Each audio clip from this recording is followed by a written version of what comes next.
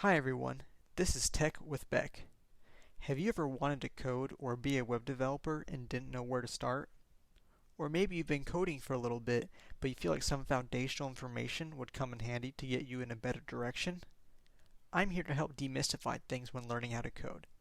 It can get very overwhelming with the different tools, languages, terms, and paths. First things first, you do have the ability to learn this. Don't second guess and think to yourself it's too complicated. I felt this way when I first started and realized as soon as I overcame the fear of failure, I was able to learn a lot. I know you can do the same. Let's get started with a few terms: front-end, back-end, and full-stack development. Front-end, sometimes referred to as the client side, is probably the easiest of the three terms to visualize because it's essentially the part of the application, whether it's a mobile app or a website, that you can visually see and interact with. Take Amazon for example. All the colors, buttons, and links are the front end of the application.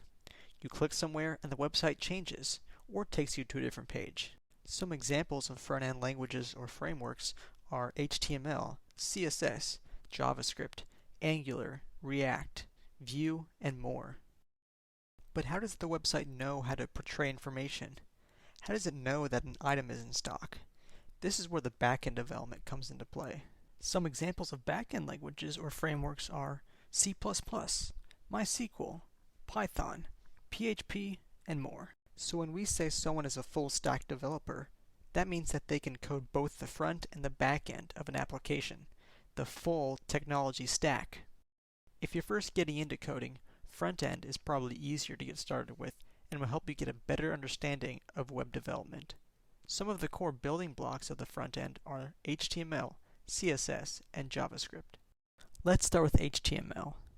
HTML stands for Hypertext Markup Language. HTML is like the structure and the foundation of the house. CSS stands for Cascading Style Sheet. CSS is like the styling of the house, whether the house is blue or gray, one story or two.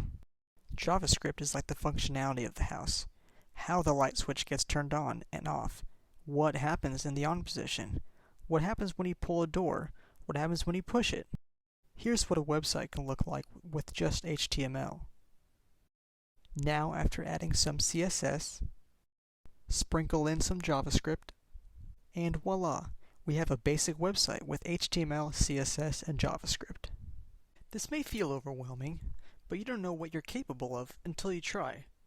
This is the first of many videos in this Beginner's Guide to Coding series. Have any particular topics you'd like me to cover in a future video? Comment below. Be sure to like, subscribe, and come back for more videos. You've been watching Tech with Beck.